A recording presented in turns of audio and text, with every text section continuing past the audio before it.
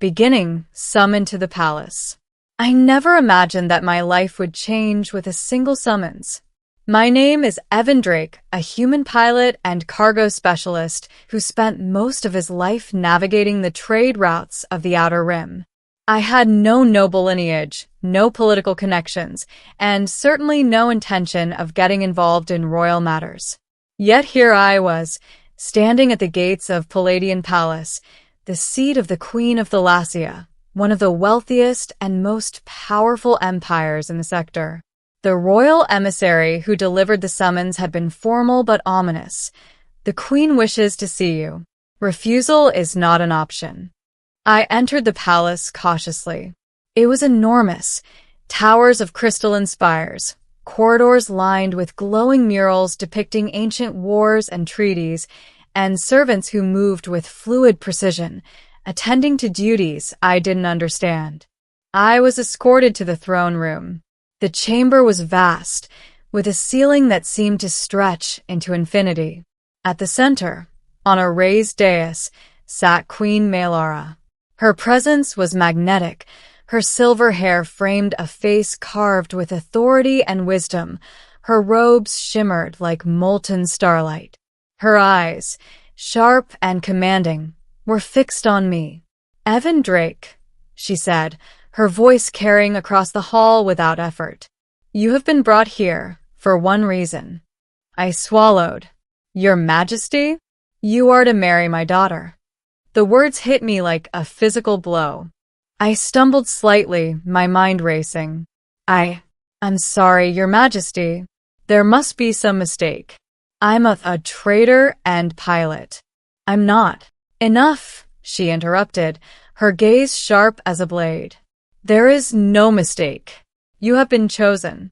And this is not a request, it is a command. You will marry Princess Alara, and you will do so immediately upon completion of your introduction to her. I wanted to protest, to argue, to leave, but her words carried weight beyond reason. Every guard, every servant, every noble in the room seemed to share her resolve. I realized quickly, I had no choice. Your Majesty, I faltered. You will obey, she said firmly, or you will be considered an enemy of the Thalassian Empire. I nodded, my stomach twisting with apprehension. I had entered a palace for a diplomatic errand, not a command of marriage. Yet now my life was entwined with royalty, politics, and a destiny I had never imagined. Meeting the princess. I was escorted to the private wing of the palace, where Princess Alara resided. She was unlike anything I had seen, a perfect balance of strength and grace, with auburn hair that shimmered in the light of the crystal hallways and eyes the color of deep amber. She regarded me with curiosity and caution, yet there was no fear in her gaze. You are him? She asked softly, her voice melodic. Yes, I said, hesitant. I'm Evan Drake. I was told I'm to marry you. Her lips curved into a faint smile. I suspected as much. My mother is decisive. We spent hours talking. She was intelligent, fiercely independent, and yet bound by the expectations of her royal lineage. Unlike the Queen's commanding presence, she exuded quiet authority, and I found myself drawn to her mind, not just her beauty. Yet the reality of the situation weighed heavily on me. I was a human pilot thrust into the life of a princess. I knew nothing of court politics, ceremonial protocols, or dynastic obligations. Every interaction felt precarious, and every glance from the Queen reminded me that my compliance was mandatory. Alara, however, seemed to understand my dilemma. You are not used to this life, she said. I can see it in your eyes. But perhaps that is why you were chosen. My mother sees in you something others cannot. I didn't know what to say. Perhaps she was right. Perhaps my independence, my outsider perspective, made me uniquely suited to this role. Yet the thought of being bound in marriage by command, rather than choice, gnawed at me. The trials of court life. The days that followed were a trial in themselves. I was introduced to court protocols, diplomatic gatherings, and ceremonial feasts where every word I spoke was analyzed. The nobles of Thalassia observed me with scrutiny, some with admiration, others with barely concealed disdain. Queen Melara remained ever present, her gaze tracking my every move. She reminded me repeatedly, compliance was not optional. My marriage to Alara was not merely personal. It was a political arrangement designed to strengthen alliances between human traders and Thalassian interests across the sector.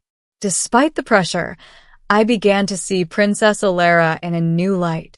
She was strategic, compassionate, and resilient. She had grown up in a world where her mother's commands shaped her every decision, yet she retained a sense of individuality and intellect that commanded respect. One evening, as we walked through the palace gardens under a violet sky, she spoke candidly. I do not know what my mother sees in you, Evan, but I hope you can find your own place here. Not as her pawn, but as someone who matters. I swallowed. I want to. But all of this, it's overwhelming. She took my hand gently, her touch grounding me. Then take it one day at a time. I will not ask you to love me immediately, but I will ask you to be honest with yourself, with me, and with her. For the first time, I felt a flicker of hope. Perhaps this marriage, forced as it was, could become something more than obligation. Perhaps I could find a place within this world, alongside Alara, without losing myself. The royal command. The day of the official marriage ceremony arrived. The throne room was filled with dignitaries, nobles, and emissaries from across the sector. The air was thick with tension and anticipation. Queen Melara, resplendent in ceremonial robes, looked at me with a mixture of expectation and authority. You will marry my daughter, she commanded again, her voice echoing through the chamber. I stepped forward, heart pounding, aware of every eye upon me. Princess Alara approached, radiant in her ceremonial gown. We stood side by side, facing the queen. You may begin, she said, her voice steady but warm.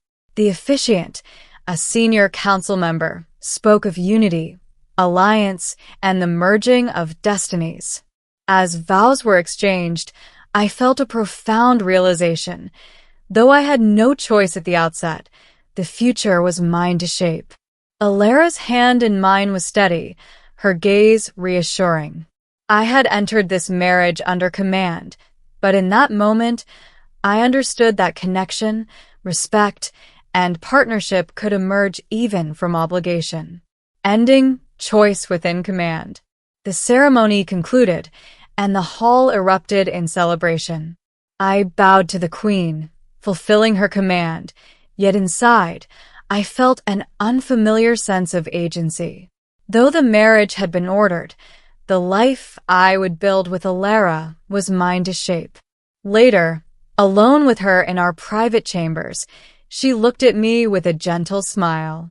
You did well, she said. Not because you obeyed my mother, but because you faced this challenge with integrity. That is why you were chosen. I exhaled, finally able to breathe fully. I still don't know what the future holds. Neither do I, she admitted, her hand finding mine. But we will face it together. Choice or command, we create our path from here. I realized that the Queen's command had been the catalyst, not the destination.